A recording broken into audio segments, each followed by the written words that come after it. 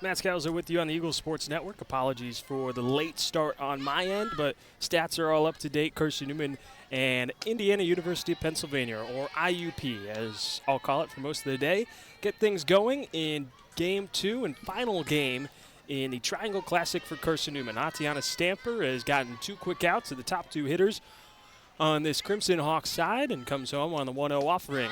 And waving through it goes Maddie Picola.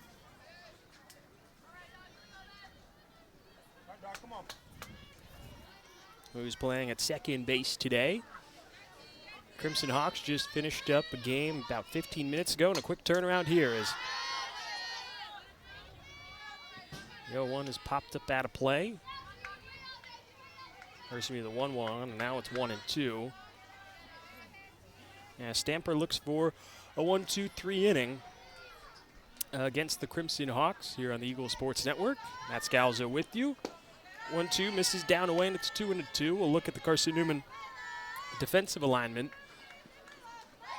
Almost identical to what was the Game 1 lineup. Slight change. Katie Mathena is the designated player, and Anne-Marie Richards is back behind the dish. The 2-2. Swing and a miss. We'll get to the defensive alignment in the next inning. Stamper with a strikeout to bookend the top of the first inning, and a 1-2-3 half for the Eagles as Carson-Newman bats will look to get things going when we return on the Eagle Sports Network.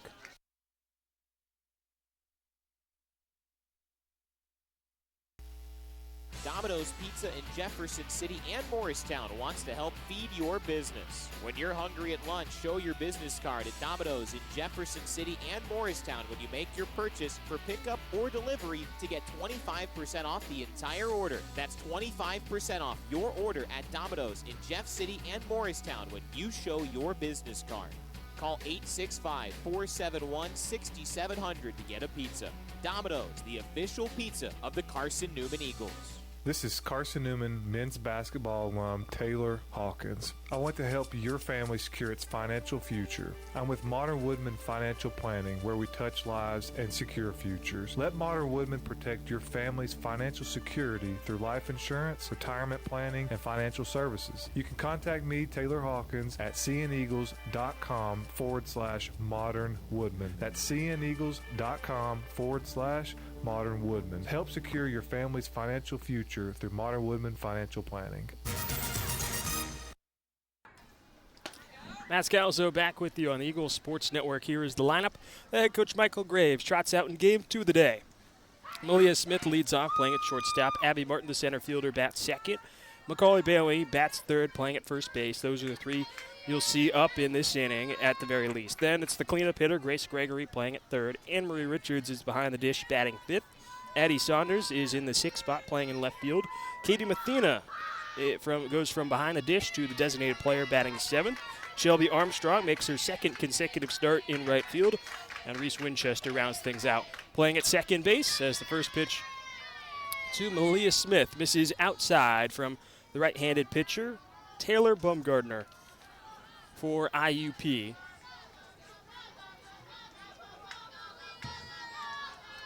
The 1-0 to Smith shows bunt, pulls back as it misses outside. Some crisp gray uniforms for IUP. Gray jerseys with white shoulders and arms. 2-0. Notches the outer half, 2-1. Indiana written in cursive with a diagonal lift from slanting up, with Indiana written in it in white, outlined in maroon. 2-1. Smith chops it off of home plate foul, 2-2. With numbers to mirror that on the back in white, outlined in crimson. Smaller number on the front and the bottom left part of the jersey. Gray pants with white socks. And a white visor for those that opt to wear it. 2-2 to Smith. High and outside, and the count runs full. If you were with me in the first game, you know Carson-Newman's in its alternate light blue uniforms with navy blue shoulders. Carson-Newman Eagles written in white across the front, outlined in blue. 3-2. Misses low to Smith, and she works a leadoff walk. to get things going in the bottom half of the first inning. Blue numbers outlined in white on the front and on the back. Players' names written in white, outlined in navy blue on the back of the jerseys with white pants. 2 thin blue stripes down the sides and navy blue socks. As Abby Martin climbs into the righty's batter's box with Leah Smith over at first base. Smith going on the first pitch that misses low. The throw down is on the money. An outstanding play from the shortstop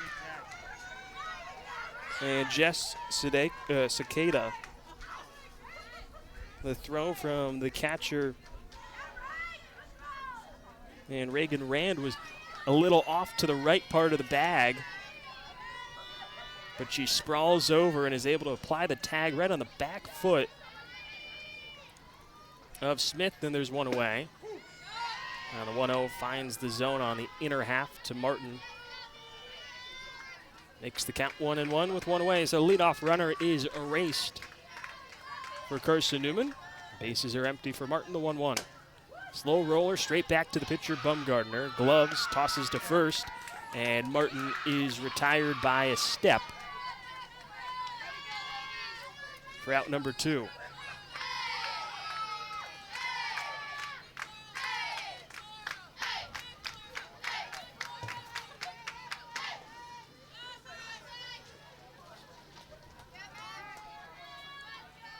Brings up Macaulay Bailey with 2 away, and the base is empty and nothing game.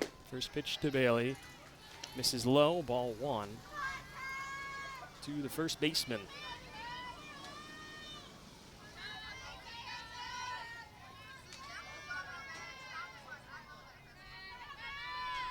Oh.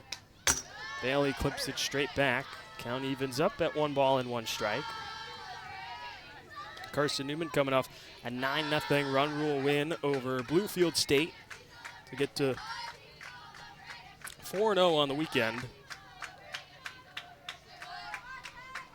Bailey was 1 for 2 in that game as the 1-1 slapped foul down the right field line. Count goes to 1-2. Carson-Newman jumped in front 7-0 in the top half of the first inning against the Big Blue.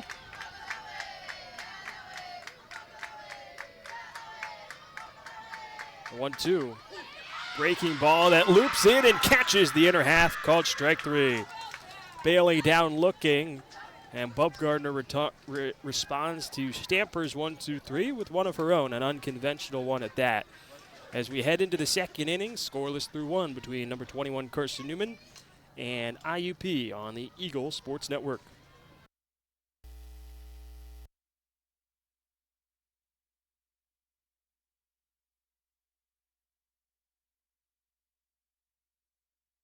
In 2025, we celebrate 130 years of Carson-Newman athletics. Over the years, the teams at Carson-Newman have been known for their toughness and Christian spirit. Through the decades, teams and individuals playing at the highest levels have brought recognition for this little school on the banks of Mossy Creek. While we remember the past, we look towards the future. So join the Eagle Club today as we continue to support our athletes and coaches through funding and facilities. Talons up. Join the Eagle Club today. Visit cneagles.com/Eagle Club. We love to cheer for our home teams, like the Eagles. It means more when we're rooting for the people we know. Did you know Tri-Lite is your home team internet provider? We're right here in Jefferson City, serving the people we know with our ultra-fast, ultra-reliable fiber broadband network. And we'd love to serve you. Learn more at trilite.net or by calling 833-847-0824. Go Eagles! Top of the second inning, Atiana Stamper back in the circle after an 11-pitch first inning. Begins this one with a ball to the cleanup hitter. In this order, it is Delaney Patella for the Crimson Hawks. Matt Scalzo with you. Glad you could join me. 1-0 from Stamper. This is high and outside, 2-0. Final game of the trip to the City of Oaks for Carson-Newman. 4-0 so far, looking to stay perfect and improve to 19-2 on the season if they're able to get a win here. 2-0 misses down and in against Patella. 3 consecutive balls to start the second inning for Stamper.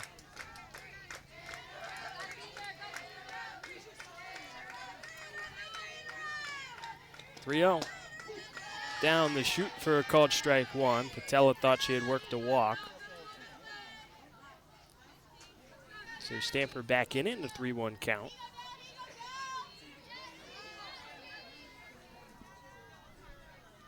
(3-1) offering right at the top part of the zone. Back-to-back strikes, excuse me, misspoke, for Stamper. And the count runs full with nobody gone. In the top of the second, the 3-2. Patella line drive into left field for a base hit. Opening hit of the contest belongs to Delaney Patella.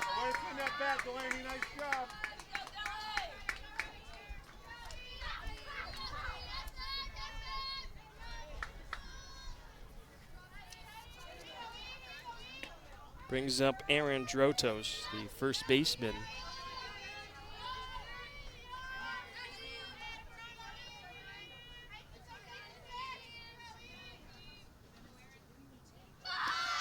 Bunt shown and pulled back by Drotos, and it's in there for a strike.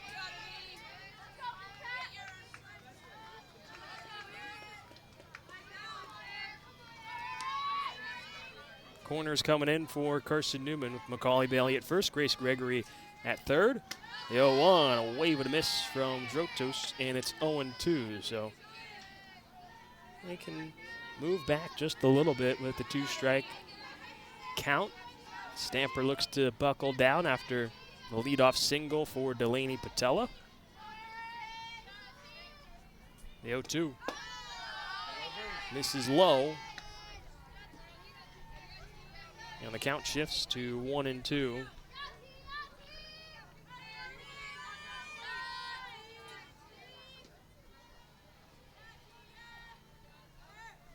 One-two on the way. Swing and a miss. Down swinging goes Drotos on the rise ball from Stamper.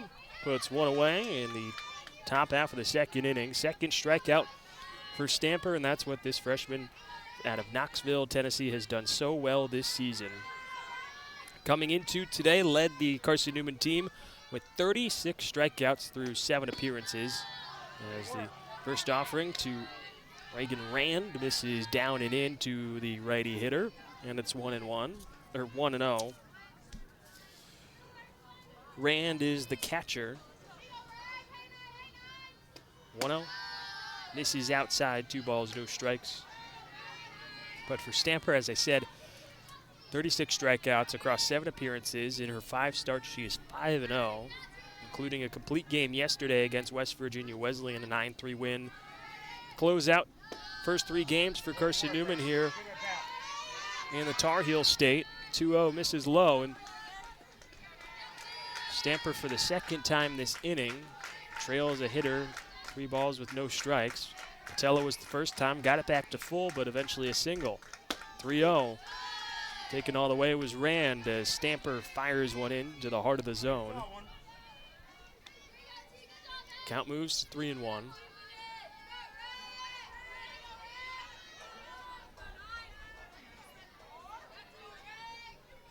3-1 from Stamper. Line drive into left. Saunders comes on. She dives, and she is unable to hold on to it. Throws into second, and the runner is safe. No, they're ruling her out now, as can't tell if the catch was made or the catch was not made. And so the umpires are now discussing what it is.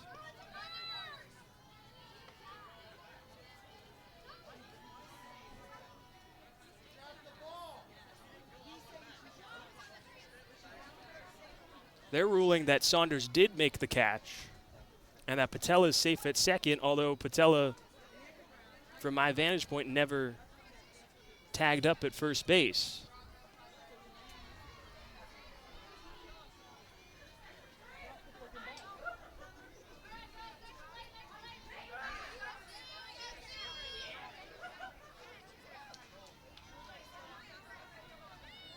now it's ruled that Saunders did catch it. Rand is out, but safe at second is Patella.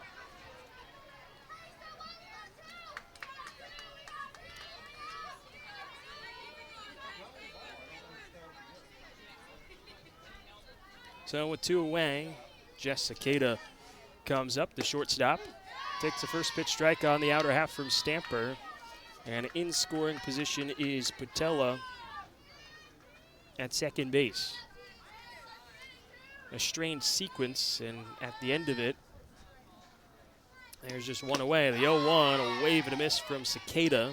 Just caught the slightest foul touch. And so the count moves to 0-2. Stamper looks to close the door here in the second inning. It's been a eventful one so far. The 0-2, swing and a miss. Cicada down swinging, and there's strikeout number 3 for Atiana Stamper. Patella left stranded on second base as we head to the bottom half. Scoreless so far between Carson-Newman and IUP on the Eagle Sports Network.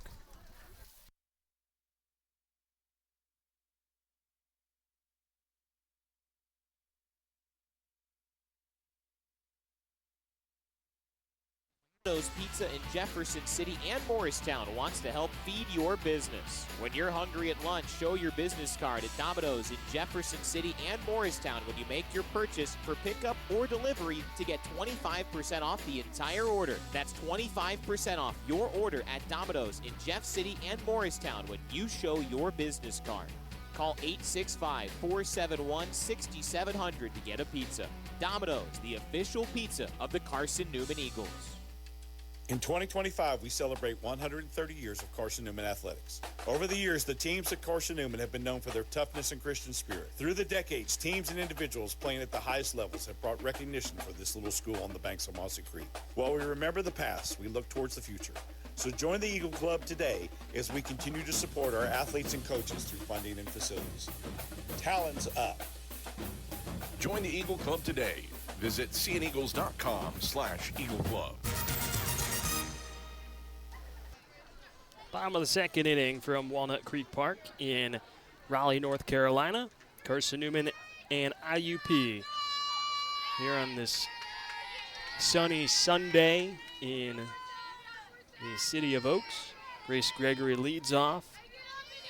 4, 5, and 6 in the Carson-Newman order against Taylor Baumgartner for IUP as the righty comes home. The first pitch offering to Gregory, brushes inside, and it's 1-0.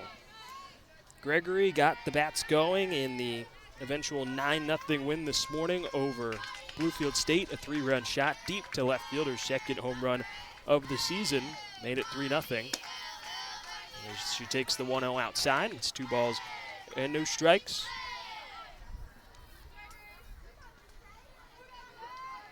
My Apple Watch says it is 68 degrees currently in Raleigh. 2-0. Gregory fouls it off down the first base side. 2 balls and a strike. This has been a weird weather season. Maybe not for myself or IUP.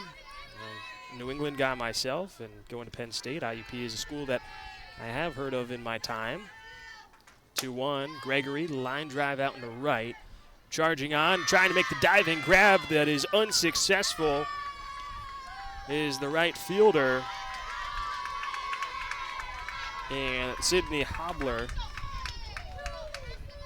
excuse me, and Gregory will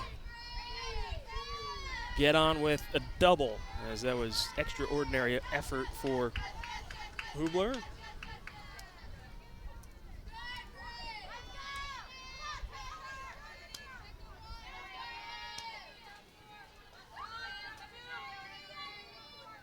Diving effort. She was unable to come up with it. And so Carson-Newman has the event hopeful go-ahead run in scoring position as Anne-Marie Richards swings on the first pitch. Lifts a towering pop-up to right field. This one easier to corral for Hubler, and she does. For out number 1, Gregory holds firm over at second base. Brings up Addie Saunders, the left fielder for Carson-Newman.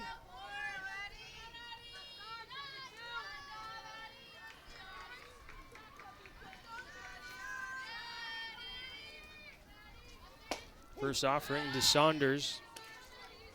It's down the chute for a called strike one. 20 pitches now for Bumgardner. 0-1. Saunders fouls it away down the left field line.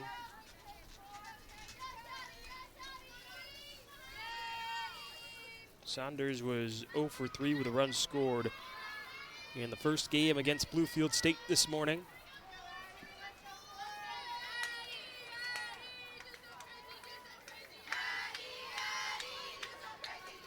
Trying to drive in, Grace Gregory. Corners are in for IUP. The 0-2, Gregory chops at the high pitch and sizzles it foul down the third base line. A few feet over the head of the designated player on deck for Carson-Newman, and Katie Mathena put her hand over her heart and took a deep breath there. After that one came in with some heat. The 0-2 to Saunders, bouncing ball to short. Grabbed and fired onto first by Cicada, and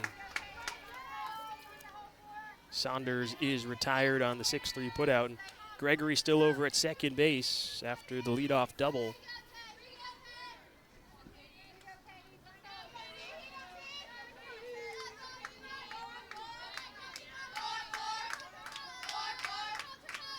So here comes Katie Mathena standing in the righty's batter's box. Waves through the first pitch from Bumgardner, and it's 0-1. So both teams now have had a runner in scoring position here in the second inning. The 0-1, Mathena fouls it back, and it's 0-2. Mathena, after the game today, is now second on the team in batting average at .450. Has 7 RBIs this season.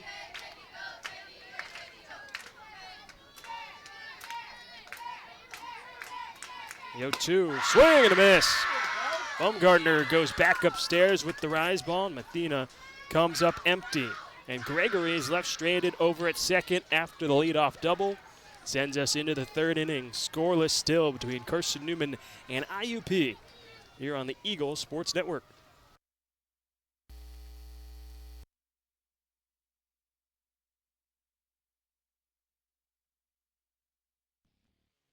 Food got you down?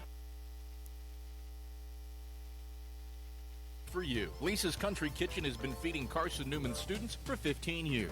Lisa's has a family-friendly atmosphere all day long, from the morning with her $2.99 breakfast specials to dinner with Lisa's fresh, never-frozen steaks. Carson-Newman students get a 10% discount with their student ID. Lisa's Country Kitchen on Route 92 off Old Andrew Johnson Highway.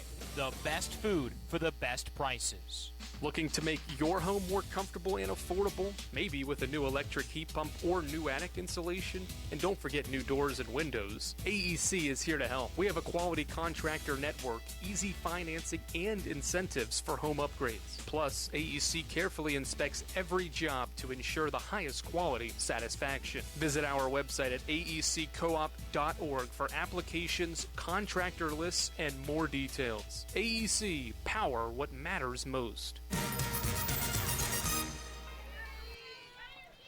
Top of the third inning, or through two, between number 21 Carson-Newman and Indiana University of Pennsylvania. Scoreless so far as Atiana Stamper settles back in and delivers the first pitch strike at the bottom rail of the zone to the 8-hitter in Cameron Ponko. The 0-1. Ponko on the ground and through the left side. Out of reach for the outstretched glove of Grace Gregory and the dive of Malia Smith for a leadoff single for the third baseman. Brings up Brianna Pusateri, the 9-hitter and left fielder for the Crimson Hawks. Take a look at this Carson-Newman defensive alignment. Didn't get a chance to run through it in the first inning, but Abby Martin is in straightaway center. Flanking her in left is Addie Saunders as Pusateri shows bunt, pulls back, but it catches the outside corner, and it's 0-1. And then in right is Shelby Armstrong. Those three started the first game today. Infield is back to where it was with Macaulay Bailey at first, Reese Winchester at second. The 0-1, Pusateri pops it up, and it drifts foul at a play, 0-2. And Malia Smith is at short, Grace Gregory is at third, and Anne-Marie Richards is back behind the dish after being the designated player in game one. Pusateri on the ground to Smith, goes to second for one, and that is all Carson-Newman will get, as Winchester didn't have enough time to turn and fire to first. Puts one away. As Pusateri takes Ponko's spot over at first base on the fielder's choice. It turns back over to the top of the order with Maddie Griffin. Standing in the lefties batter's box. Corners are in for Carson-Newman in Bailey and Gregory. First offering catches the outside half from Stamper. And the count is at 0-1.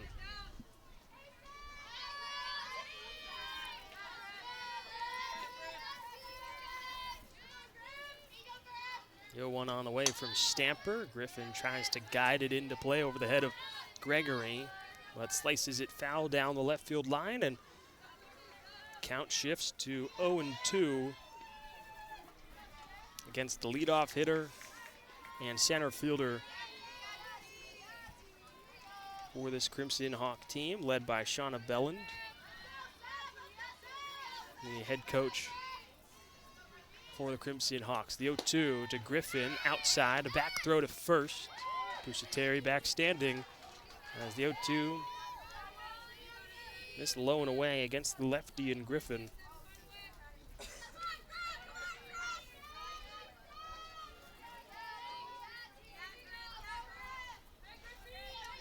One, two.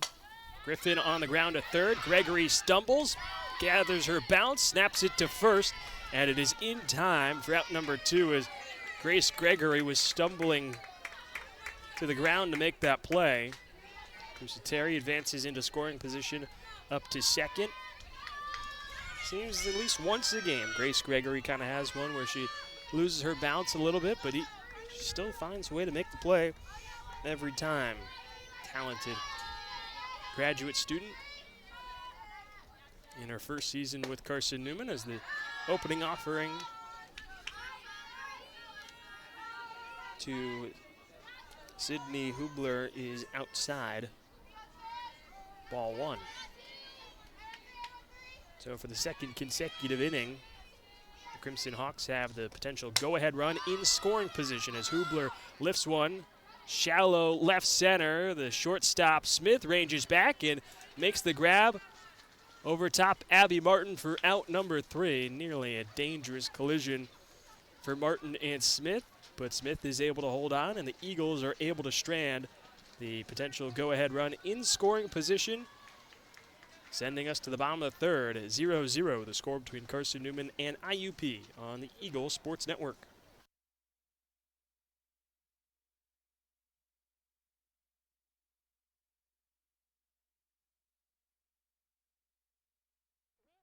Cheer for our home teams, like the Eagles. It means more when we're rooting for the people we know. Did you know Tri-Lite is your home team internet provider? We're right here in Jefferson City, serving the people we know with our ultra-fast, ultra-reliable fiber broadband network. And we'd love to serve you. Learn more at trilite.net or by calling 833-847-0824. Go Eagles!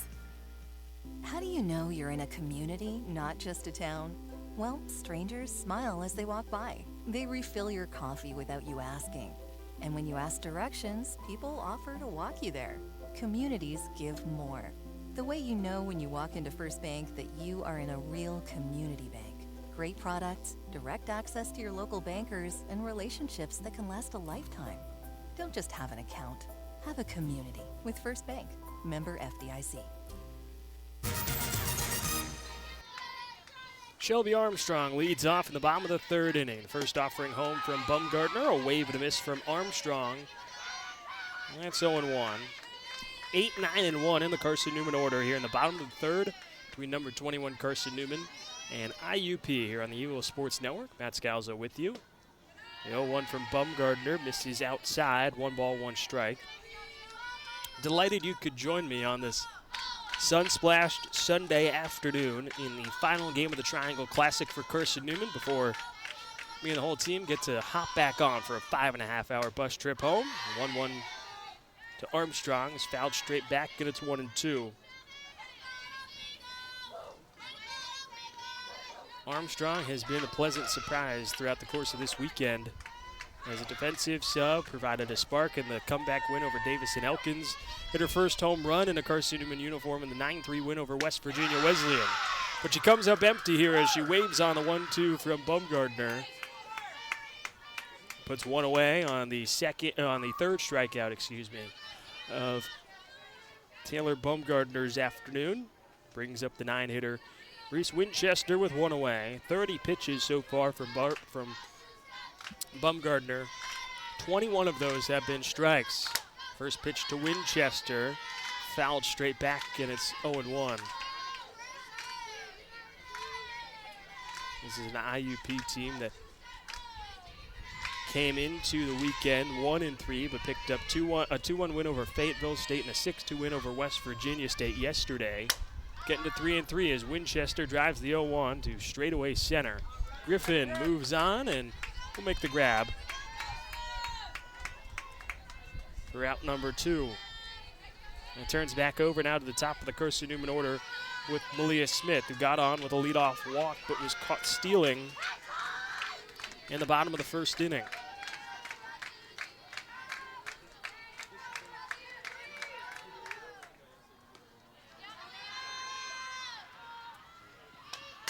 First offering to Smith, she glances off the end of her bat foul and goes to the fence behind home plate.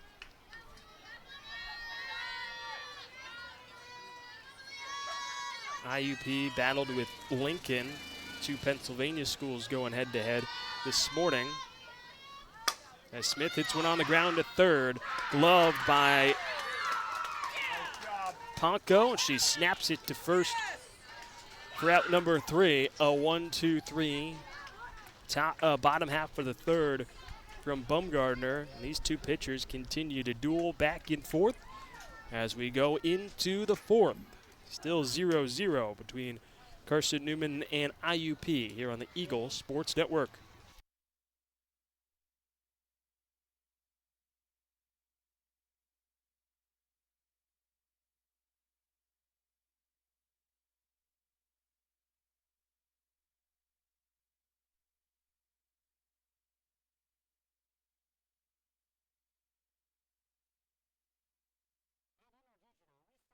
Leading provider of cutting-edge digital and marketing solutions. At InterDigital, we want to help our clients find success. Our team of technology gurus work together to ensure InterDigital continues to progress forward as technology advances. At InterDigital, we make technology work for you. Visit interdigital.com for IT support, web development, virtual tours, graphic design, internet marketing, mobile app, and film production services. InterDigital, laser focused on your success. Serving Top of the fourth inning, Atiana Stamper back into the circle, looking to respond from another 0 from Taylor Bumgardner. In the bottom of the third, deadlocked at 0 between Carson-Newman and IUP as Stamper starts off with a ball to Maddie Pakula. The second baseman, 3, 4, and 5 due up for the Crimson Hawks here in the away half of the fourth. The 1-0. Popped up, it'll stay on the infield left side. Gregory will call everybody off and makes the play.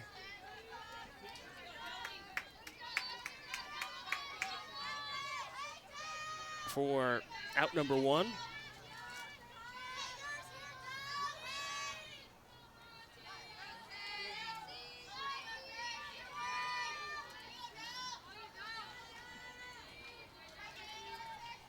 Brings up Delaney Patella, who is 1 for 1 so far. Takes the first pitch ball. As the count moves to 1-0.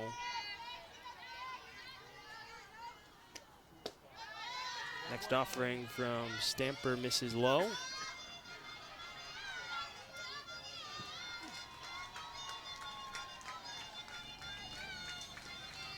Patella got ahead in the at-bat 3-0 for working at full did Stamper as the 2-0 comes in.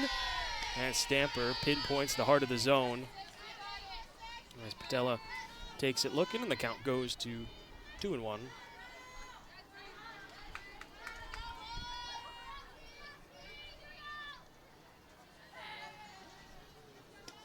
2-1, a foul tip into the catching mitt of Richards. Levels the count at 2-2 with one gone here in the top of the fourth inning. Tatiana Stamper, the freshman out of Knoxville, laser focused in the circle. Here's the break even. And Patella spoils on a screwball that moved inside with a foul ball that pops up out of play behind home plate.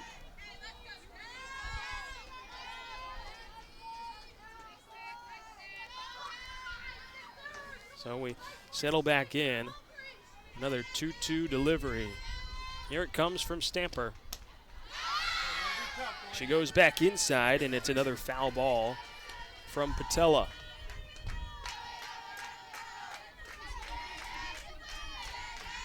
Slight breeze blowing in from center. I think the biggest part of today that Carson-Newman's been so happy about. Didn't have to change fields after the 9-0 win over Bluefield State. 2-2. This is high and outside to Patella, and the count is full against the designated player. In this situation, her first time up. Single to left field. Payoff pitch from Stamper. High and inside, and it's a one-out walk for Delaney Patella. She has reached both times she's come up. And it brings up the first baseman, Aaron Drotos.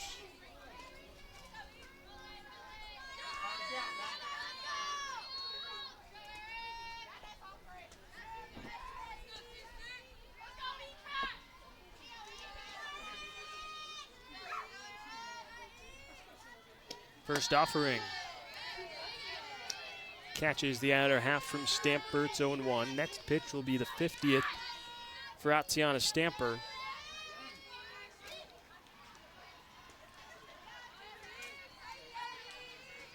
Here comes the 0-1. Wave and a miss from Drotos. And Stamper's ahead 0-2. Against the first baseman that is in her sophomore season, native of Harrison City, Pennsylvania.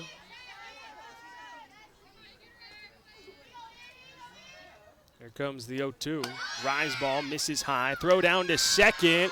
Richards had a good throw, but Malia Smith could not apply the tag to Delaney Patella, and she gets in with a stolen base.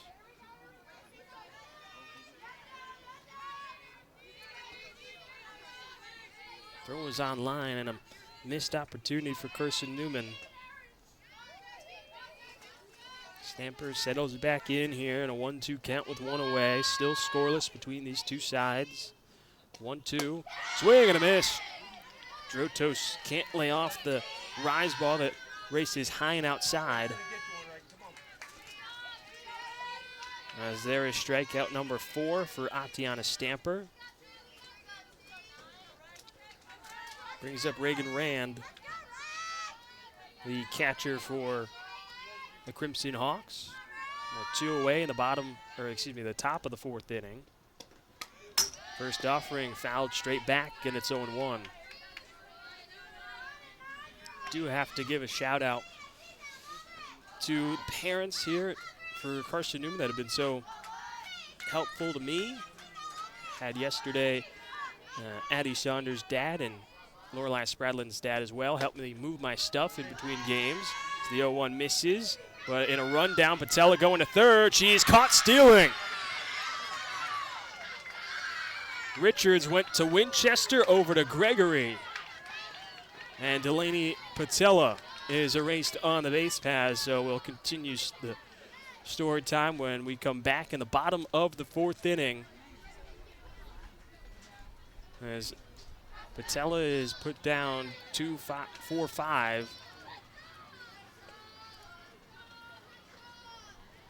To send us into the bottom of the 4th inning. Deadlocked at 0 between Carson-Newman and IUP on the Eagle Sports Network.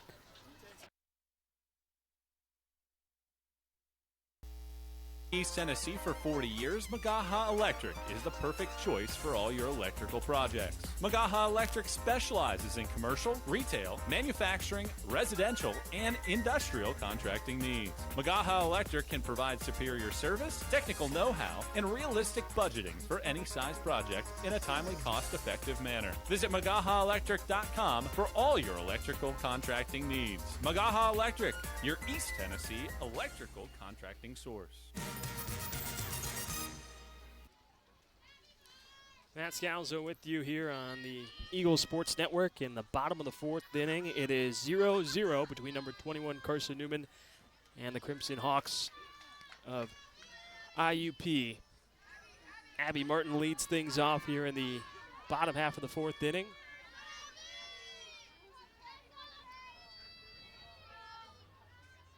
As Taylor Bumgardner continues to work. First offering is high and outside to Martin, who's hit a little bit of a slump as of late. The center fielder came into this weekend as the team's leading hitter, batting .500 on the season.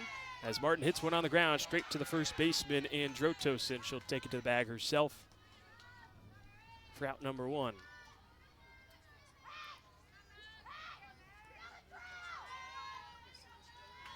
So that brings up Macaulay Bailey, 3-hitter and first baseman for Carson-Newman. Struck out looking her last time up. Just 1 hit for Carson-Newman, a double from Grace Gregory, who stands on deck. Bailey takes the first pitch strike, notches the outside corner.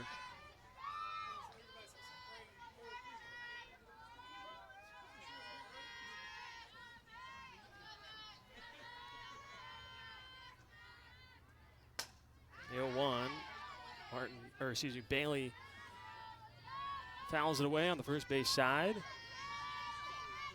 Count moves to 0-2.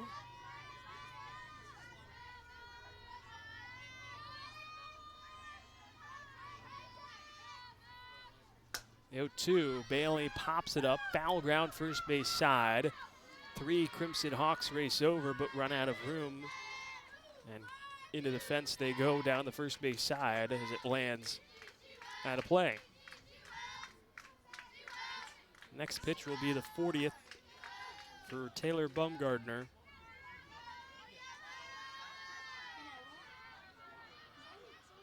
Freshman out of Center Hall, Pennsylvania. 0-2, Bailey pulls it foul down the left field line.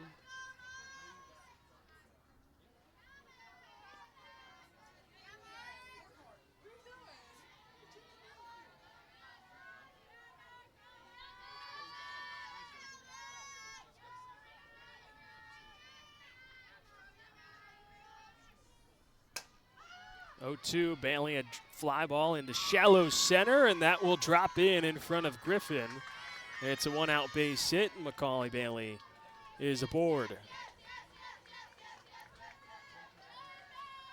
Taking a look at Bumgardner this season, had a complete game yesterday in the 6-2 win over West Virginia State. Struck out 5, giving up 2 runs on 5 hits with just 1 walk in a 6-2 victory for the Crimson Hawks over the Yellow Jackets. As Grace Gregory now climbs into the righty's batter's box. First offering, she swings at, comes up empty. As Bumgardner is ahead 0-1.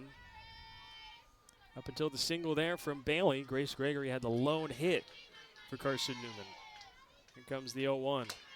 Gregory pops it up, foul ground, first base side. Moving over is the second baseman in Pakula, but she's unable to secure it as it pops out of her glove. So the count goes to 0-2 against third baseman Grace Gregory. Transfer from North Alabama ahead of this season. has started to turn things on as of late. Struggled initially early on. As the 0-2 comes in, she spoils with a foul ball.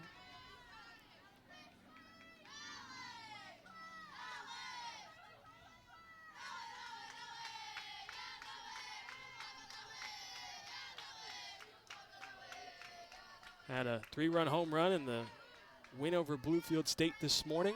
Her second home run of the season. The 0-2 loops outside. And the count moves 1-2 against the graduate student from White House, Tennessee.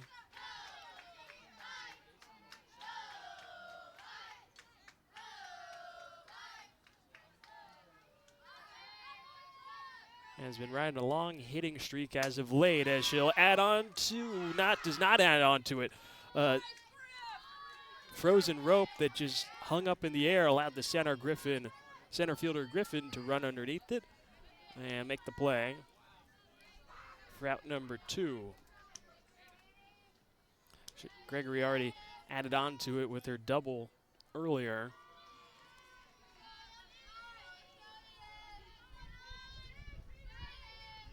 Extending her hitting streak to 12 consecutive games. And so here comes Anne-Marie Richards. First offering to her is a called strike on the inner half.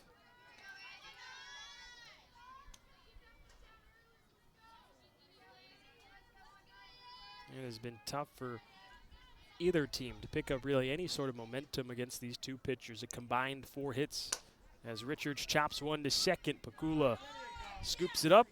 Sidearm toss to first, and the inning is over as Bailey is left on the bases. Second runner left on board by Carson-Newman sends us into the 5th inning. It is a 0-0 game between Carson-Newman and IUP on the Eagle Sports Network.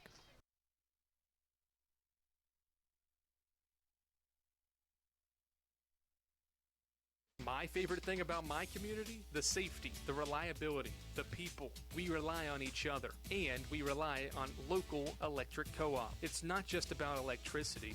It's about empowering community, empowering moments, empowering safety, empowering togetherness, empowering knowledge. That's why when I need something, I rely on my co-op. I trust my co-op because the co-op is us. We are the co-op. AEC. Member-owned and service-driven. This is Carson-Newman men's basketball alum Taylor Hawkins. I want to help your family secure its financial future. I'm with Modern Woodman Financial Planning, where we touch lives and secure futures. Let Modern Woodman protect your family's financial security through life insurance, retirement planning, and financial services. You can contact me, Taylor Hawkins, at cneagles.com/Modern Woodman. That's cneagles.com/Modern Woodman. Help secure your family's financial future through Modern Woodman Financial Planning.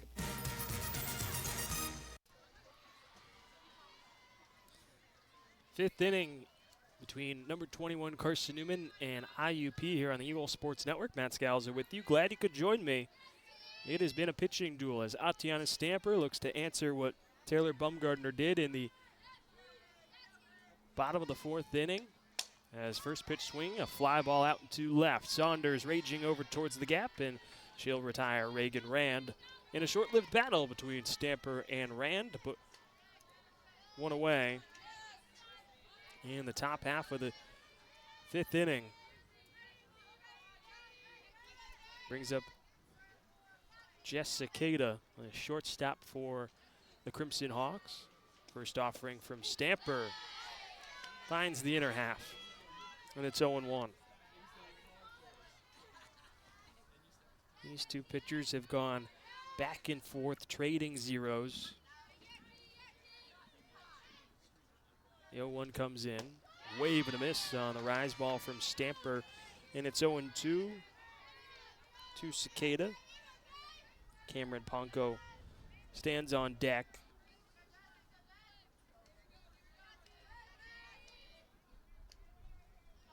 Here comes the 0-2. Swing and a miss. Good morning, good afternoon, and good night. Cicada down on 3 pitches. Puts 2 away in the top of the 5th inning. On the 5th strikeout from Atiana Stamper, up to 41 now on the season.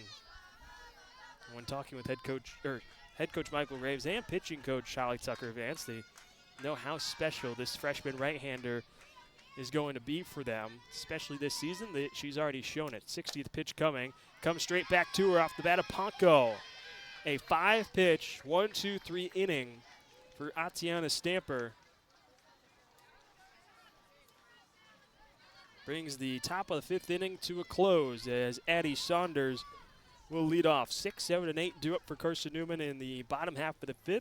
When we come back on the Eagle Sports Network, still scoreless between Carson-Newman and IUP here from Raleigh.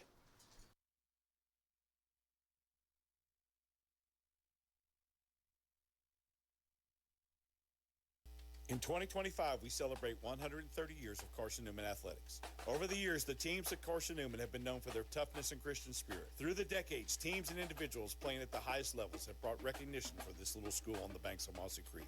While we remember the past, we look towards the future. So join the Eagle Club today as we continue to support our athletes and coaches through funding and facilities. Talons up. Join the Eagle Club today. Visit cneagles.com/Eagle Club. We love to cheer for our home teams, like the Eagles. It means more when we're rooting for the people we know. Did you know Tri-Light is your home team internet provider? We're right here in Jefferson City, serving the people we know with our ultra-fast, ultra-reliable fiber broadband network. And we'd love to serve you. Learn more at trilight.net or by calling 833-847-0824. Go Eagles!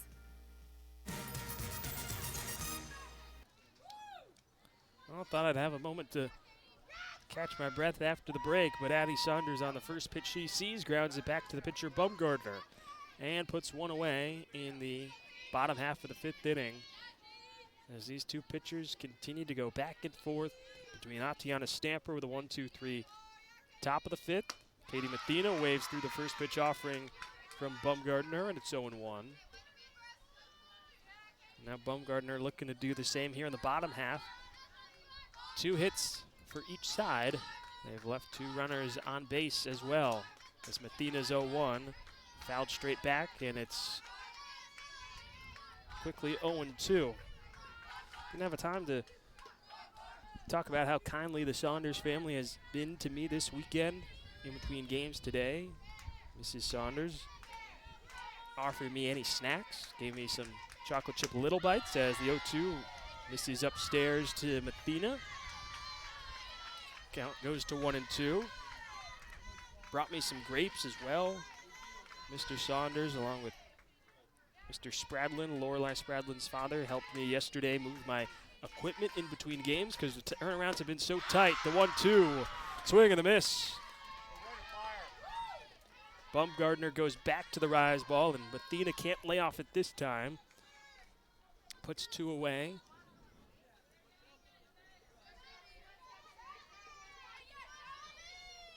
On the 4th strikeout of the afternoon for Taylor Bumgardner. As these two teams still deadlocked at 0. First offering to Shelby Armstrong. She waves through it, and it's 0-1. IUP up to 4-3 on the season. Winners of 4 consecutive games after a 6-3 win over Lincoln this morning. The 0-1. Right at the bottom part of the zone for a called strike, and it's 0-2 against Armstrong. This is the final game for both of these sides at the Triangle Classic.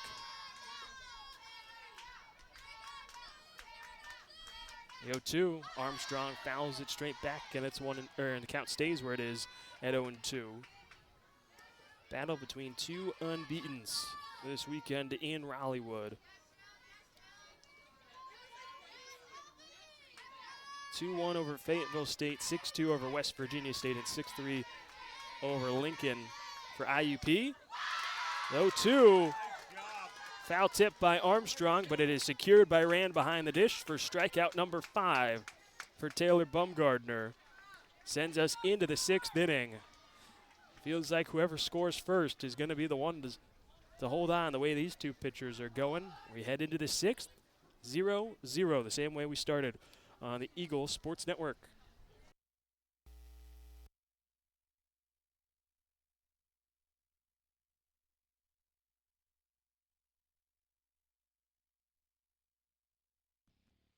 Dorm food got you down? Need a home-cooked meal? Then Lisa's Country Kitchen is for you. Lisa's Country Kitchen has been feeding Carson-Newman students for 15 years.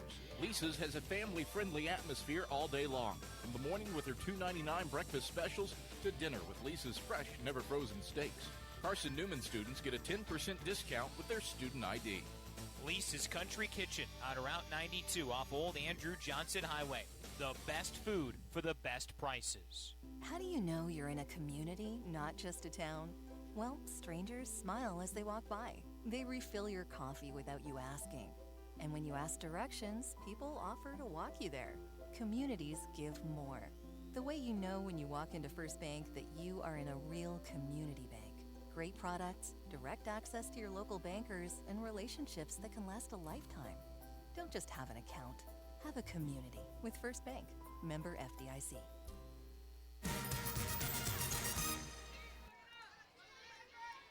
Tatiana Stamper settles back into the circle, facing 9-1 and 2.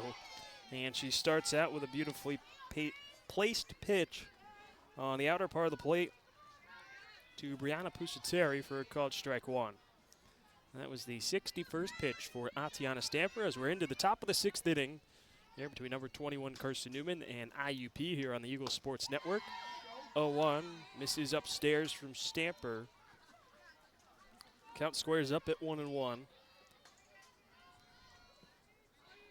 0-0 the score between these two sides. Taylor Baumgartner and Tatiana Stamper engaged in a really good pitching duel so far. The 1-1 hangs outside from Stamper.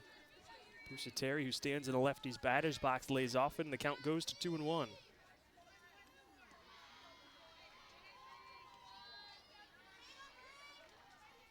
From Stamper. Pusateri charged up towards it, but waves through it. 2 balls and 2 strikes. Pusateri reached on a fielder's choice, was left stranded over at second. Her last time up in the third. Stamper goes back upstairs on the 2-2. Goes way up there, and the count now runs full. To the leadoff hitter here in the 6th inning. Stamper home on the payoff pitch. Swing and a miss. Changing the eye level is Stamper. Went way up the ladder on the 2-2 offering and then drops it all the way down low, just above the top of the dirt for strikeout number 6 on the afternoon for the freshman. Turns back over now to the top of the order with Maddie Griffin. First offering to her, slaps it towards short. Smith gobbles it up, fires on to first. And there's out number 2.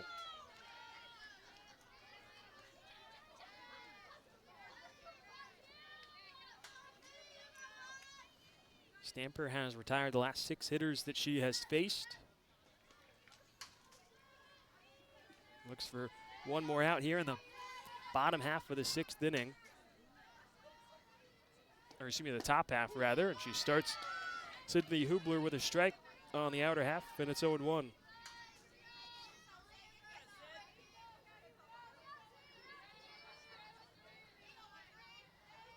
when coming into this weekend, Coach Michael Graves had this one circled. The 0-1, Stamper goes upstairs, and swiping underneath it was Hubler for strike 2. Had this game circled, felt that this was going to be a good contest, a true test against IUP out of the Pennsylvania State Athletic Conference.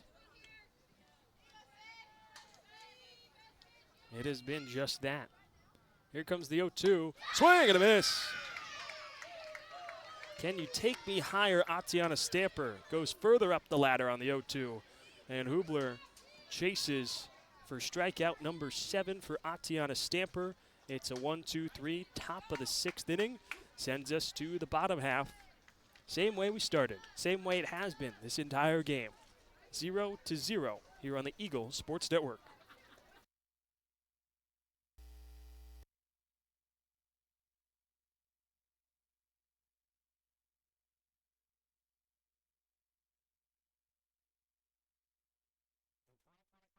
celebrate 130 years of Carson-Newman athletics. Over the years, the teams at Carson-Newman have been known for their toughness and Christian spirit. Through the decades, teams and individuals playing at the highest levels have brought recognition for this little school on the banks of Mossy Creek. While we remember the past, we look towards the future. So join the Eagle Club today as we continue to support our athletes and coaches through funding and facilities. Talons up. Join the Eagle Club today. Visit cneagles.com/Eagle Club.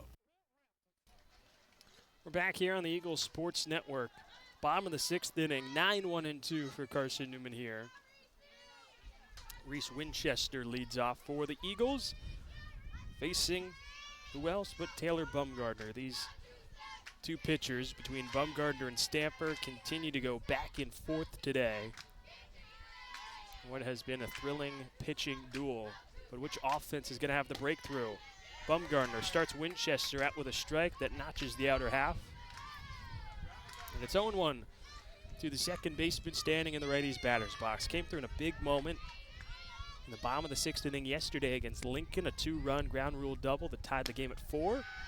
0-1 from Bumgardner, zips in low, and Winchester lays off it as the count goes to 1-1. Second baseman felt she's been seeing the ball better, at least getting barrel the ball. She's seen the ball well all season, leads the team in walks. 1-1, Winchester line drive into left center field right on cue. She hits it into the gap, takes a turnaround first, and will stop there. A leadoff base hit for Reese Winchester.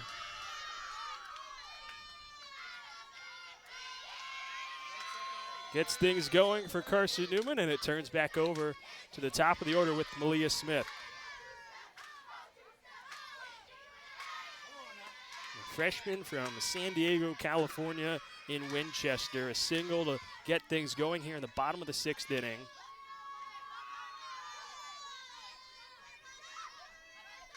Represents the go-ahead run. Smith puts a bunt down right in front of home plate, picked up by the third baseman, Ponko, and the throw is on the money to first. A beautiful play from Ponko, expecting it, and Pakula covering over at first base.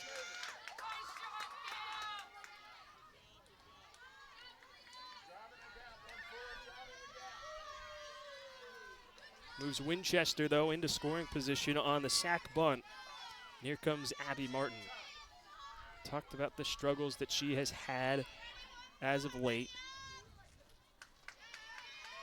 Hitless in her last 3 games. First offering she sees from Bumgardner. Chopped foul right off of home plate. Senior from Gadsden, Alabama. Brought the team together last night after the team had gotten back to the hotel. Team-only meeting just outside the bus. The 0-1.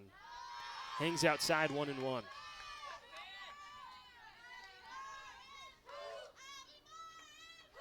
Talking about how tight-knit this group is, different from teams that she's been on in the past. Feels it's a special group. The 1-1 muscled into right field for a base hit. Winchester turns around third. The throw to the plate is not in time.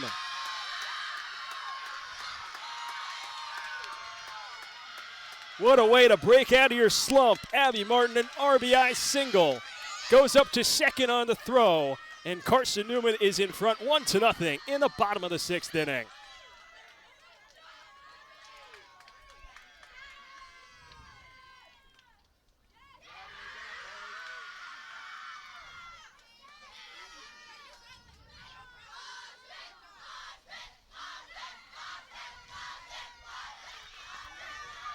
The dugout pumped up for Carson-Newman, as they should be. They break through in the bottom of the 6th inning in what has been an all-time pitching duel.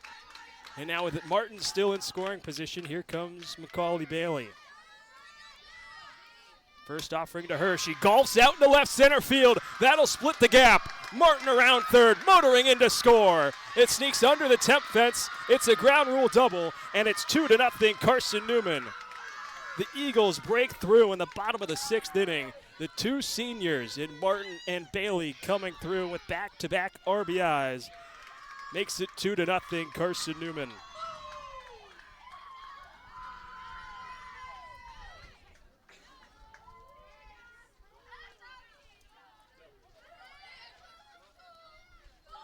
And so a conversation in the circle between the entire IUP infield along with head coach Shauna Belland. After Baumgartner had been so good.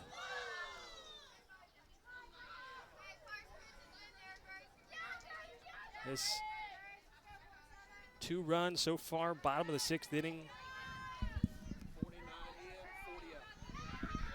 As there will be a pinch runner for Carson-Newman in this situation. Emma Romico will pinch run for Macaulay Bailey, who is met by a lot of yells, a lot of high fives, and some hugs as she heads back into the dugout on the third base side for Carson-Newman. Grace Gregory now climbs in.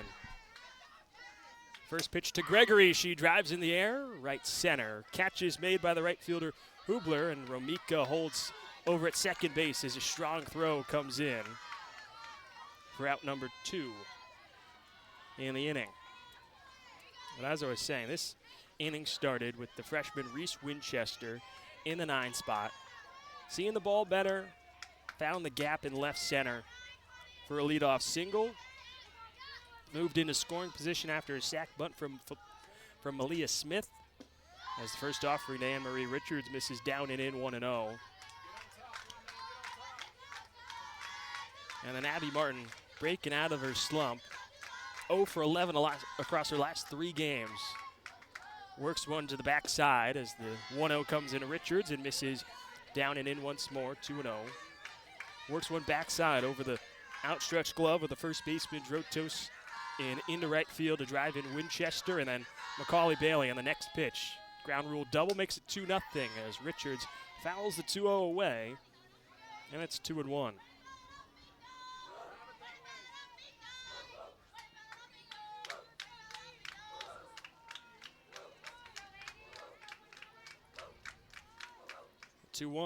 Richards, sinking line drive into center field, but a diving catch made by Maddie Griffin. Robs Richards of an RBI base hit and sends us into the 7th. But Carson-Newman takes the lead on 2 runs on 3 hits with 1 runner left on base. The RBI single from Abby Martin and then the RBI double from Macaulay Bailey. Atiana Stamper looking for 3 more outs when we come back.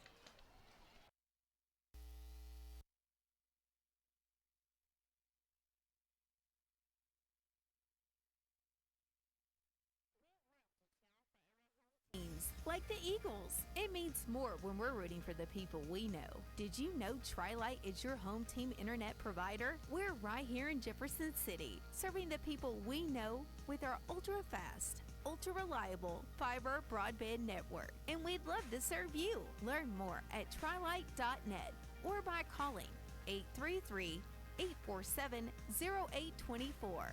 Go Eagles!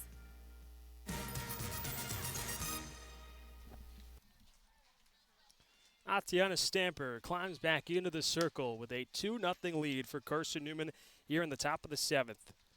It had been a duel through 5.5 innings between Stamper and Taylor Baumgartner. It still qualifies in it as in my book until the Eagles broke through. An RBI single from senior Abby Martin, who called that team meeting together last night, came through in a big spot, made it 1-0, and then Macaulay Bailey follows it up with some insurance for Atiana Stamper, who will face 3, 4, and 5 in the IUP order, looking for 3 more outs. 7 strikeouts for Atiana Stamper so far this afternoon. Got my work cut out for me in terms of who's the player of the game. As Stamper starts Maddie Pakula out with a strike right down Main Street, and it's 0-1.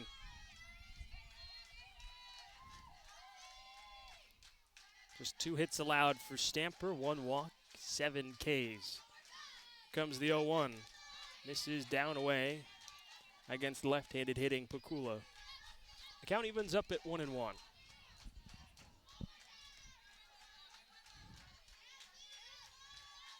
If you've watched any of my interviews with head coach Michael Graves throughout the year, here comes the 1-1 from Stamper. Sails high, 2-1. He's talked about these tight games, and while he doesn't want to be in these situations, Says good teams find a way. He wants to be great. He wants to win every game by a big margin, but when he finds himself, and this team finds themselves in these tight spots, here comes a 2-1 from Stamper. Pakula pokes it foul down the third base line off the end of her bat. Squares the count up at 2-2. He says this team is different from what he's had in the past. They find ways to win. If it's going to be gritty, they're going to be gritty. They've answered every call today. The 2-2 check swing from Pakula. Did she go? She just holds off. As Stamper went down and away once again, and the count now runs full. Time and time again, they have found ways to win. Here comes the payoff pitch from Stamper. Pakula, line drive that sneaks through the right side and into right field for a base hit. A great at-bat from Maddie Pakula brings the tying run to the plate. Represented by Delaney Patella, who has been so good today. A single and a walk, or 2 times to the plate. Has gotten to a full count each time. Against Atiana Stamper, what does round 3 have in store? The designated player has won the first 2. Here comes the first pitch from Stamper. This is low, and it's 1-0. There is a spot that Carson-Newman has had some spots they'd like to have back. It has been in these late game situations with the lead. Gave up comebacks to Shorter and Barton. As the 1-0 off speed from Stamper cements itself right in the heart of the zone. 1-1.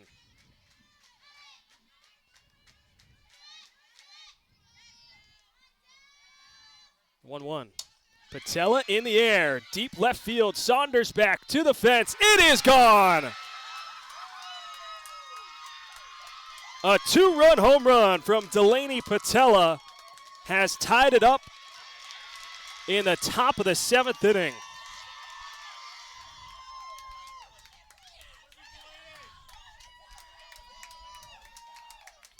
Time and time again, Delaney Patella has found ways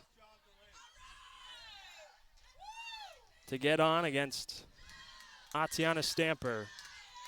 And the freshman had been so lights out, as had Taylor Baumgardner.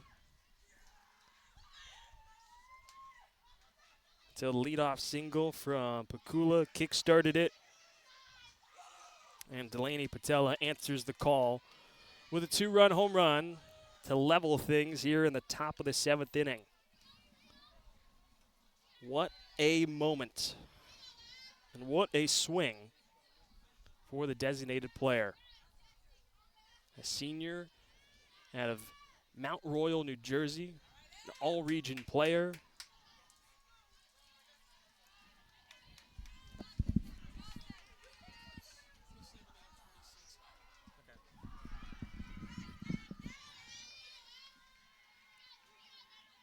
A pinch hitter in this situation.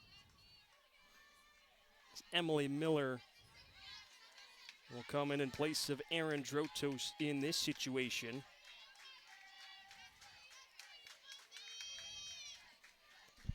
So righty on righty against Stamper. The first pitch home. Stamper goes upstairs and Miller waves through it on the 80th pitch.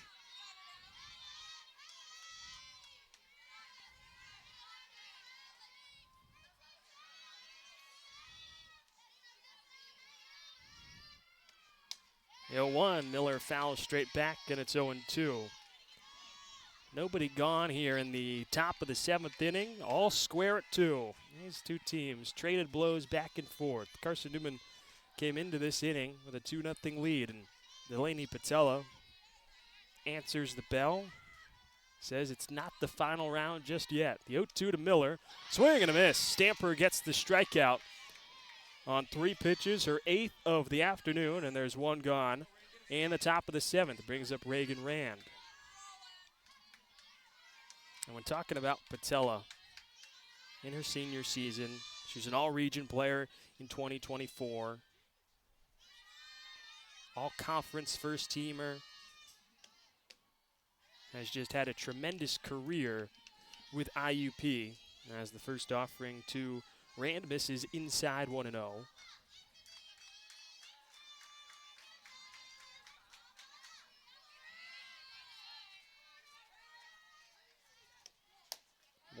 High and outside. 2 balls, no strikes.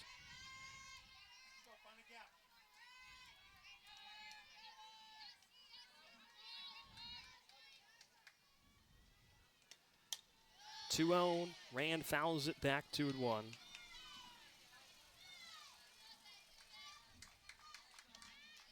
So who's going to answer the call now? Deadlocked at 2. It had been deadlocked at 0 for 5.5 innings.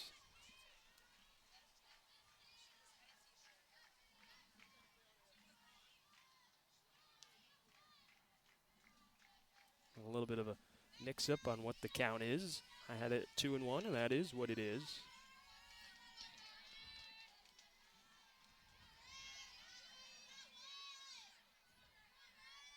2-1 to Rand.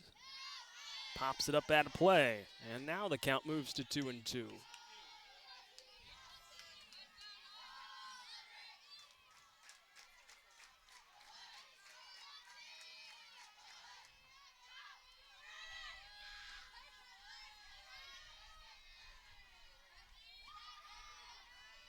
Two from Stamper. Skips in front of home plate.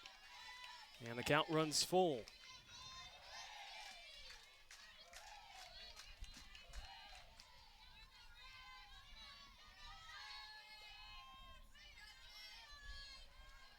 Payoff pitch from Stamper. Misses low, and the go-ahead run is on the bases with 1 away. And Reagan Rand. And so there is another pinch hitter coming up as Bella Ruby comes up in spot where Jess Cicada was.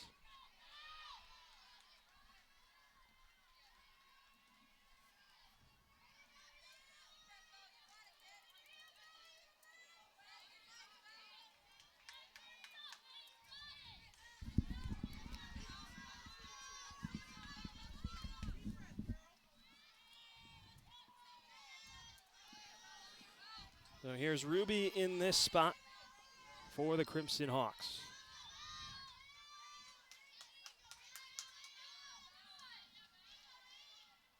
First offering from Stamper. Sends it straight down the pipe, and it's 0-1. Go-ahead run over at first base in Reagan Rand. Ruby, the freshman out of Harrison City, Pennsylvania. 0-1.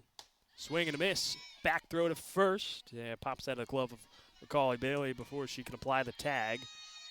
As the count moves to 0-2 against Bella Ruby. With 1 gone in the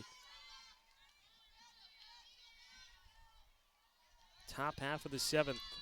The 0-2 from Stamper. Ground ball back to the pitcher. She'll go to second and throws it into center field. Rand turns around second, goes to third.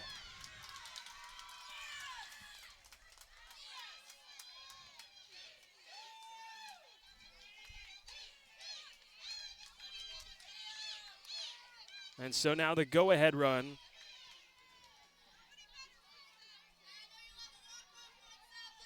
"60 feet away. As Stamper airmails the throw. I'm not sure if it slipped out of her glove, but it was wayward as well. For Smith and Winchester over at second.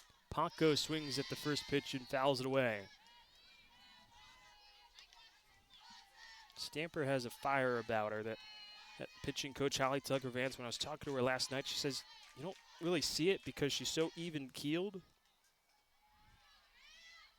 But when she gave up a home run yesterday against West Virginia Wesleyan, she was so frustrated. Finds herself in another similar spot here. The 0-1 misses. Runner going, and Ruby, and throw down to third by Richards. Moves both into scoring position with one away for Cameron Ponko. 1 for 2, a single and a ground out for the third baseman so far, the 1-1. Strike on the inner half, and the count goes to 1-2.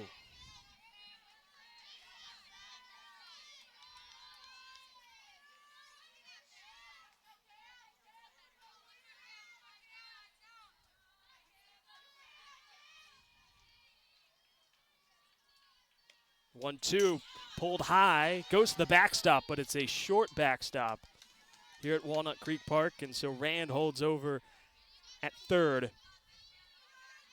As Stamper missed high and outside, and I caught a good bounce off the fencing, went straight back to Richards. Makes the count 2-2 with one away, 2 in scoring position. The break even home, swing and a miss. Stamper goes upstairs on Ponko. She can't lay off it, puts 2 away. On strikeout number 9 for Atiana Stamper, the third time this season that the freshman right-hander has recorded 9 Ks in a game. And now it's the 9-hitter, Brianna Pusateri. 2 on, 2 away. Standing in the lefty's batter's box. First pitch, Stamper goes upstairs with the rise ball. Misses high, snagged out of the air by Richards to prevent it from going to the backstop and giving Rand any chance. Think about coming home. Corners are in for Carson-Newman. 1-0. Check swing from Pusateri. She did not go around, and the count goes to 2-0.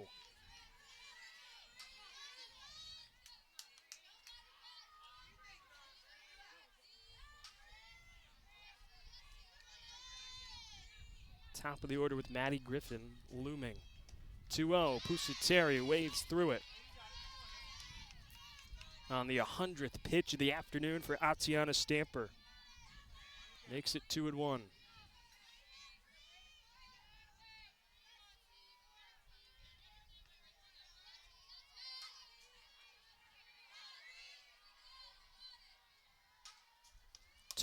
Pusateri jammed inside and lifts it straight back foul. And so here we go again. 2 balls, 2 strikes, 2 away and 2 on.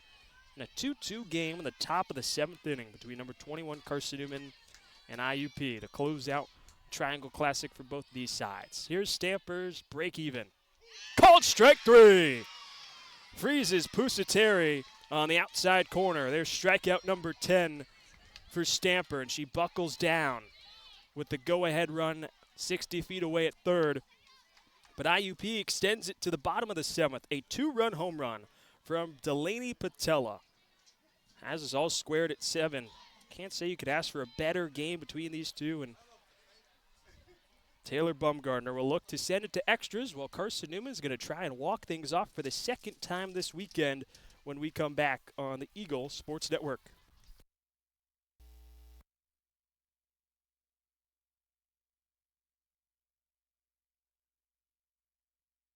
In 2025, we celebrate 130 years of Carson-Newman athletics. Over the years, the teams at Carson-Newman have been known for their toughness and Christian spirit. Through the decades, teams and individuals playing at the highest levels have brought recognition for this little school on the banks of Mossy Creek. While we remember the past, we look towards the future. So join the Eagle Club today as we continue to support our athletes and coaches through funding and facilities. Talons up. Join the Eagle Club today. Visit cneagles.com/Eagle Club. We love to cheer for our home teams, like the Eagles. It means more when we're rooting for the people we know. Did you know Tri-Light is your home team internet provider? We're right here in Jefferson City, serving the people we know with our ultra-fast, ultra-reliable fiber broadband network. And we'd love to serve you. Learn more at trilight.net or by calling 833-847-0824. Go Eagles! Back on the Eagles Sports Network, Saunders swings at the first pitch, hits it to third. Ponko fields and fires for out number 1. Carson-Newman in a 2-2 game with IUP after Delaney Patella tied it on a 2-run home run. Katie Mathena now climbs in for Carson-Newman. 6, 7, and 8 due up. First offering from Bumgardner misses high, and it's 1-0 to Mathena. Carson-Newman had a walk-off win yesterday. Anne-Marie Richards drove in Bailey Worley. Mathena swings on the 1-0 and pops it up out of play. 1 ball, 1 strike.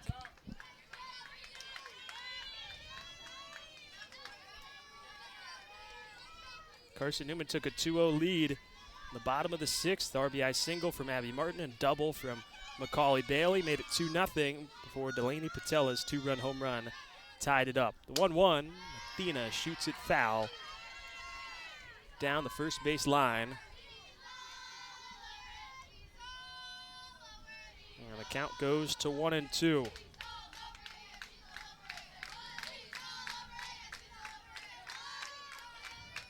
These two teams have won all 4 of their games at the Triangle Classic this weekend. Who's going to stay unbeaten? The 1-2. Mathena drives it right center. Griffin into the gap. And with great speed, she's able to get there for out number 2. Brings up Shelby Armstrong. Bumgardner just 76 pitches thrown. 59 of them have been strikes.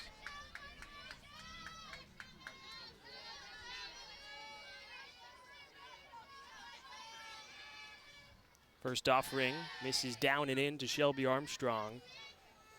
So 77 pitches, 59 strikes. For those of you math majors at home, 76% of the pitches that Taylor Bumgardner has thrown today have resulted in strikes. The 1-0, Armstrong fouls it straight back, and it's 1-1. Armstrong might be the shortest player on this Carson-Newman team at 5'1", but she's got the power. 2-run home run yesterday against West Virginia Wesleyan. First home run in her Carson-Newman career. And has enjoyed a very good weekend. See her back in the lineup.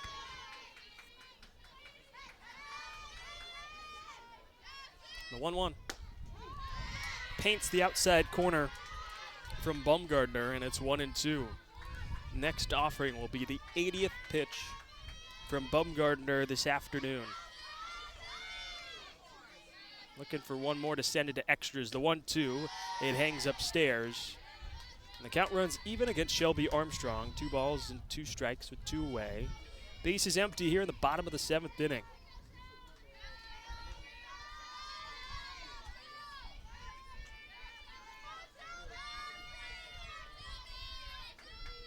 Two to Armstrong, check swing, pokes it into the netting behind home plate.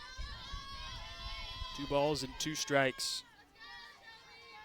It's been a tremendous weekend in Rallywood.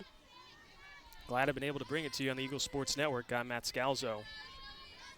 Special thanks to anyone that's been able to tune in. I know there's no stream, so if you're watching all the way back Pennsylvania, glad you could be with me. The 2-2, and Armstrong lifts it foul down the right field line.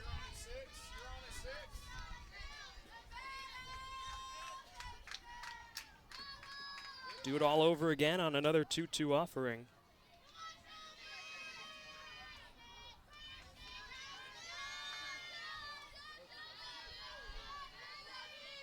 Break even.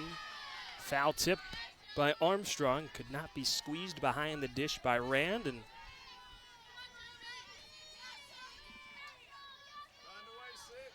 Armstrong looks to find a way on base for Carson-Newman. She's got tremendous speed if she's able to get on. 2-2.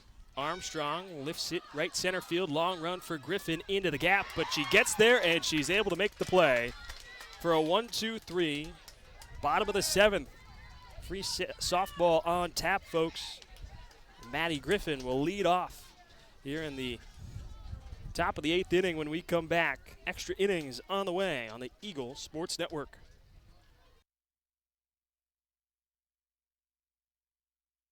In 2025, we celebrate 130 years of Carson-Newman athletics. Over the years, the teams at Carson-Newman have been known for their toughness and Christian spirit. Through the decades, teams and individuals playing at the highest levels have brought recognition for this little school on the banks of Mossy Creek. While we remember the past, we look towards the future. So join the Eagle Club today as we continue to support our athletes and coaches through funding and facilities. Talons up. Join the Eagle Club today. Visit cneagles.com/Eagle Club. We love to cheer for our home teams, like the Eagles. It means more when we're rooting for the people we know. Did you know Tri-Light is your home team internet provider? We're right here in Jefferson City, serving the people we know with our ultra-fast, ultra-reliable fiber broadband network. And we'd love to serve you. Learn more at trilight.net or by calling 833-847-0824. Go Eagles!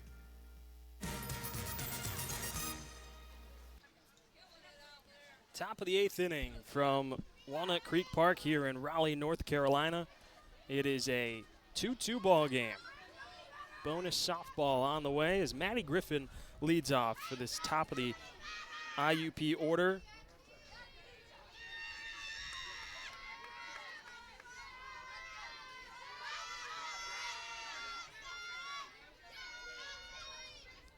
First offering to Griffin is a ball.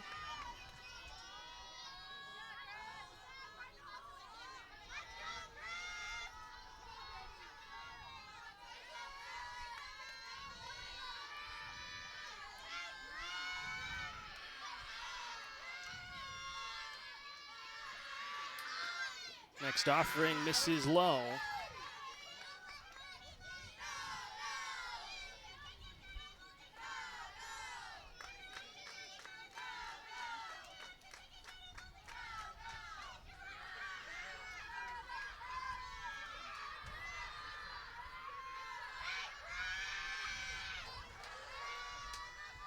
Next offering, Griffin puts a bunt down to the third base side. Gregory Fields goes to first. And advancing over to second goes the international base runner. And Brianna Pusateri.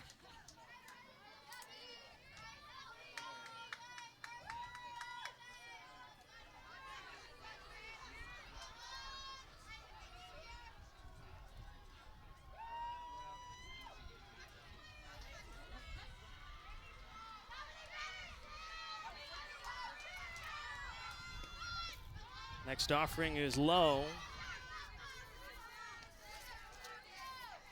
to Hubler.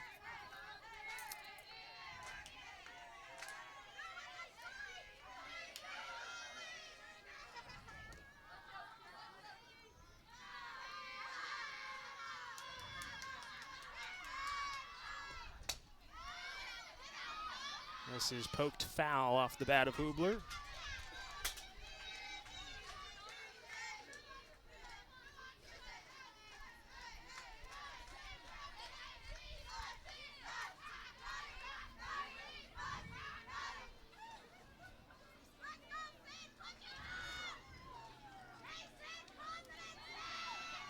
Apologies there on the delay, folks. Had to figure out how to put the runner on second, but we got there in the end. Here's the next offering to Hubler. Pokes it foul.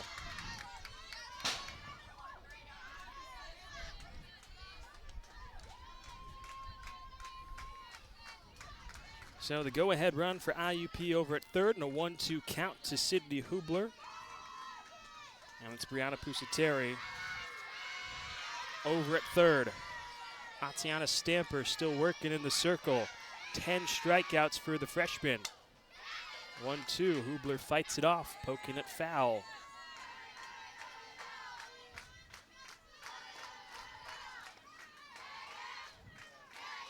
Next pitch will be the 109th on the afternoon for Tatiana Stamper.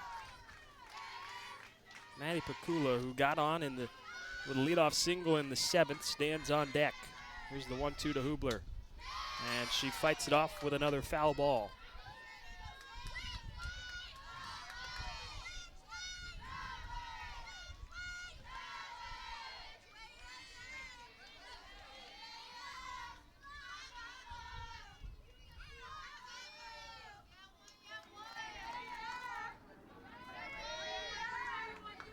comes another 1-2, and Hubler, once you know it, fights it off, keeps the at-bat going, lifting a foul ball straight back, and the count stays where it is at 1-2. 110 pitches for Atiana Stamper from Carson-Newman. She has just been so good this season, the freshman. In a big spot here. Go-ahead run 60 feet away, the 1-2. Hubler pops it up, and it will drift straight back out of play.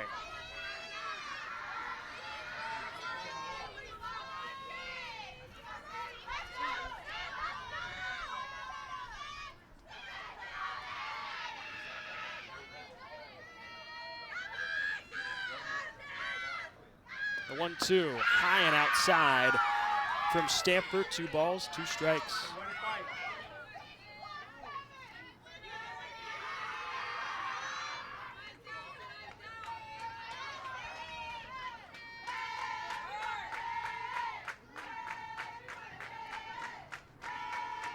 These two teams have gone back and forth.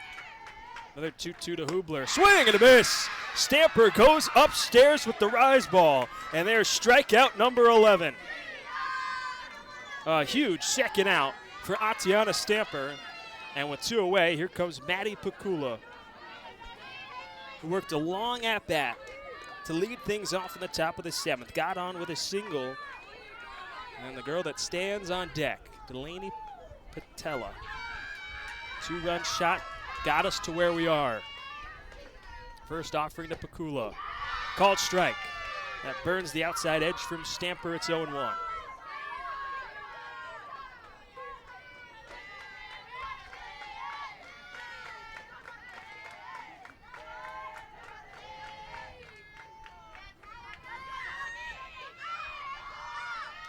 Here comes the 0-1. This is high and outside. 1 ball and 1 strike. Carson-Newman is 1-0 in extra innings this season. Took down Shorter 13-12 last Wednesday down in Rome, Georgia. It's a much different feel. The 1-1. Pakula glances it off the end of her bat foul. And the count goes to 1-2.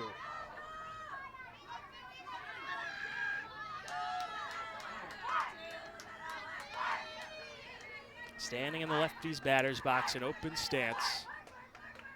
The 1-2. Strike 3 called. Stamper with back-to-back Ks. Strands, Pusateri over at third, and now a chance to walk it off in the bottom of the 8th inning for Carson-Newman. Shelby Armstrong will be the international base runner over at second.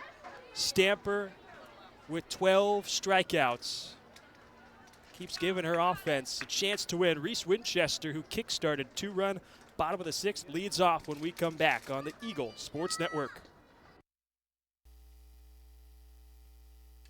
In 2025, we celebrate 130 years of Carson-Newman athletics. Over the years, the teams at Carson-Newman have been known for their toughness and Christian spirit. Through the decades, teams and individuals playing at the highest levels have brought recognition for this little school on the banks of Mossy Creek. While we remember the past, we look towards the future. So join the Eagle Club today as we continue to support our athletes and coaches through funding and facilities. Talons up. Join the Eagle Club today. Visit cneagles.com/Eagle Club. We love to cheer for our home teams, like the Eagles. It means more when we're rooting for the people we know. Did you know Tri-Lite is your home team internet provider? We're right here in Jefferson City, serving the people we know with our ultra-fast, ultra-reliable fiber broadband network. And we'd love to serve you. Sorry to cut off the commercial. Reese Winchester's ready to get things going. She leads things off here in the bottom of the 8th inning. Tied at 2. Shelby Armstrong is over at second base, corners in for IUP. Taylor Bumgardner coming on. Winchester puts a bunt to third base. Paco Fields retires Winchester as Armstrong moves over to third. So the freshman that kick-started a 2-run bottom of the 6th inning does her job on a sac bunt, just as IUP had done in the top half of this 8th inning. And so here comes Malia Smith. Standing in the lefties batter's box, the freshman by way of Knoxville, Tennessee, has been the everyday shortstop for head coach Michael Graves. Chance to be a hero with the infield in. Smith shows bunt, pulls back as the first pitch from Bumgardner misses high. Ran pump fake to throw to third, sent Armstrong scrambling back, but no one was covering. And a 1-0 count to Malia Smith.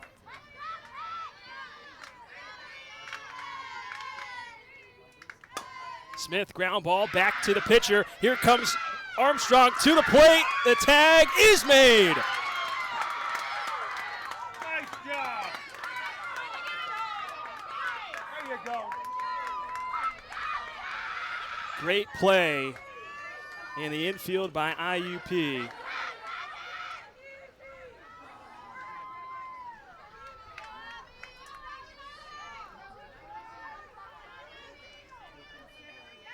So Malia Smith now over at first with 2 away. First pitch to Abby Martin. She fouls it off, and it's 0-1.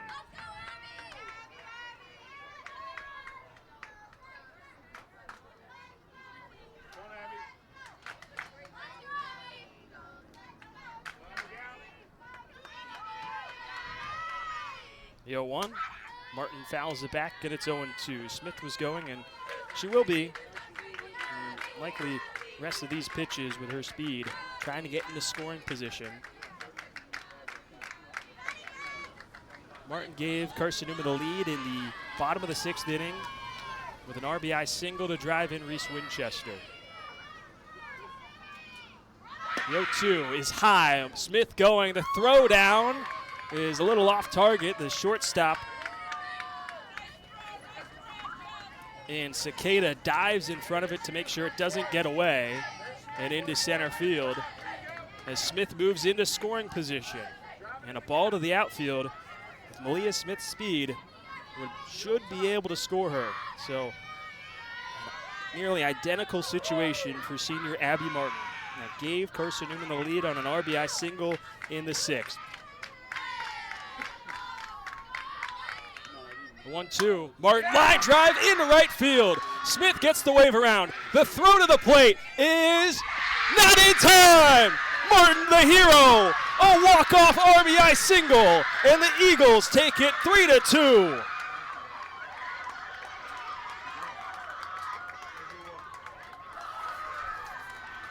The throw was on line from Sydney Hubler, but Smith evaded the tag with a sidestep to the right and stamped her foot on home in this thrilling contest between 2 very evenly matched teams as the Eagles go 5-0 on the weekend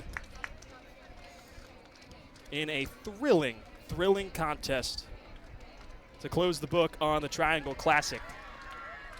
What a game and what a duel between Atiana Stamper and Taylor Bumgardner. Stamper finishes with 12 strikeouts. She'll get the win. But Abby Martin, who had been slumping across her last 3 games, delivers 2 RBI base hits in her last 2 at-bats to give Carson-Newman the 3-2 win over IUP and closes the book on this thrilling Triangle Classic. IUP drops to 4-4 on the season. Carson-Newman improves to 19-2 as Stamper gets the win. She's now 6-0 on the season. But that does it for my job. Matt Scalzo with you on the Eagle Sports Network. Abby Martin, that's your player of the game, so be on the lookout for her interview when this is all said and done. Been a thrilling weekend here in Raleigh. It's been a long one, but I'm glad I was able to bring you this contest between these 2 very evenly matched teams. It's a 3-2 final for Carson-Newman. Abby Martin, the hero, drives in Malia Smith. Stamper, got to give her flowers as well. 12 strikeouts by the freshman. She continues to dazzle in the circle. Next on tap for Carson-Newman, they got a midweek matchup on Wednesday at Lee before having some time off, before opening up SAC play on March 10th against UVA Wise. Until then, I'm Matt Scalzo signing off from Raleighwood. Carson-Newman wins a thriller 3-2 over IUP here on the Eagle Sports Network. Matt Scalzo saying so long. Enjoy the rest of your Sunday afternoon.